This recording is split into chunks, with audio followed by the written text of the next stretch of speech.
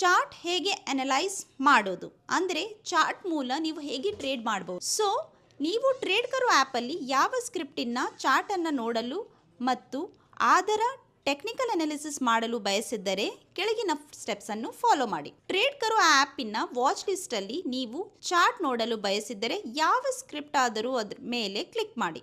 Script ಮೇಲೆ click ಮಾಡಿದರೆ ಒಂದು ಆಪ್ಷನ್ ಲಿಸ್ಟ್ ಓಪನ್ ಆಗುತ್ತೆ. ಆ ಆಪ್ಷನ್ ಲಿಸ್ಟಲ್ಲಿ ಚಾರ್ಟ್ ಆಪ್ಷನಿಗೆ ಕ್ಲಿಕ್ ಮಾಡಿ. ಚಾರ್ಟ್ ಸೆಕ್ಷನ್ನಲ್ಲಿ ನೀವು ಟೈಮ್ ಫ್ರೇಮ್ ಕಸ್ಟಮೈಸ್ ಮಾಡ್ಕೋಬಹುದು. ಎಕ್ಸಾಂಪಲ್ 1 ನಿಮಿಷ, 5 ನಿಮಿಷ, 1 ಗಂಟೆವರೆಗೆ ಕೂಡ ನೀವು ಟೈಮ್ ಫ್ರೇಮ್ ಸೆಟ್ ಮಾಡ್ಕೋಬಹುದು. ಹಾಗೆ ಅದರ ಜೊತೆ ನೀವು ಇಂಡಿಕೇಟರ್ಸ್ ಕೂಡ ಸೆಟ್ ಮಾಡ್ಕೋಬಹುದು.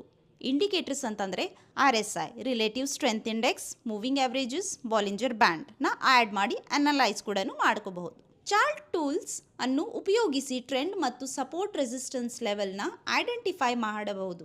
ಅದರ ಆದಮೇಲೆ ಇನ್ಫಾರ್ಮ್ ಟ್ರೇಡಿಂಗ್ ಡಿಸಿಷನ್ ತಗೋಬಹುದು.